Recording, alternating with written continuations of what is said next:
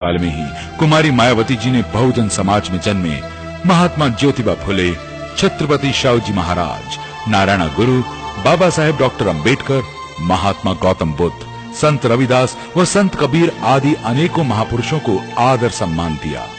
उन्होंने इन महापुरुषों के नाम पर कई शिक्षण संस्थाओं अर्थात यूनिवर्सिटीज व कॉलेजों का नामकरण किया।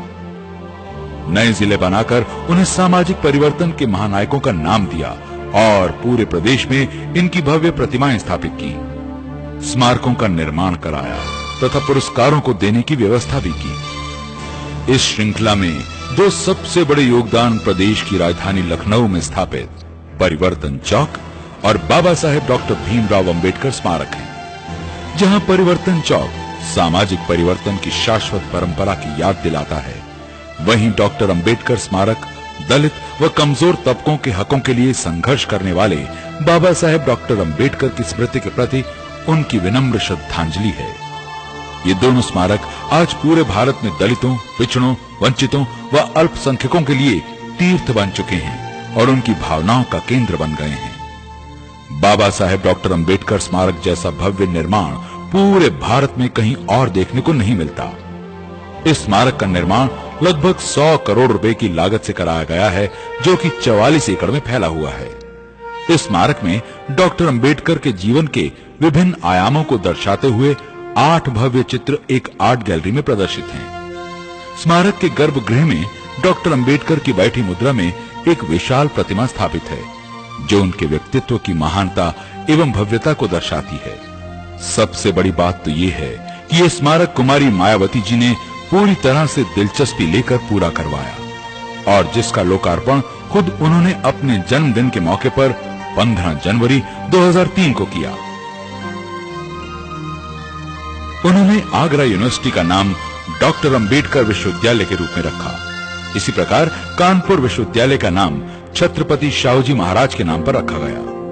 बरेली विश्वविद्यालय का नाम पिछड़े वर्ग से ताल्लुक रखने वाले सामाजिक परिवर्तन के पितामह महात्मा ज्योतिबा फुले के नाम पर रखा गया। उत्तर प्रदेश की राजधानी लखनऊ में विश्व प्रसिद्ध किंग जॉर्ज मेडिकल कॉलेज को मेडिकल यूनिवर्सिटी का रूप दिया और उसका नाम भी छत्रपति शिवाजी के नाम पर रखा।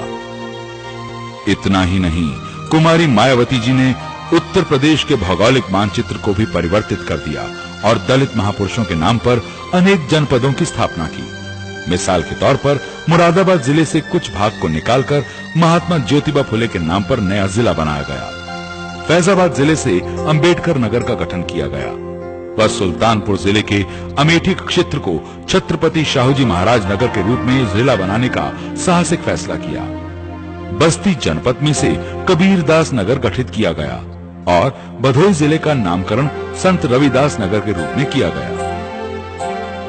उत्तर प्रदेश का वो हिस्सा जो अब उत्तरांचल में चला गया है, उसमें रुद्रप्रयाग, बागेश्वर, चंपावत के अलावा नैनीताल जिले में से पिछड़े वर्ग से ताल्लुक रखने वाले महान क्रांतिकारी शहीद उधम सिंह के नाम पर नया जिला बनाया। वर्तमान उत्तर प्रदेश में इन्होंने चंदौली, बलरामपुर, औरैया और बागपत जनपदों का गठन किया।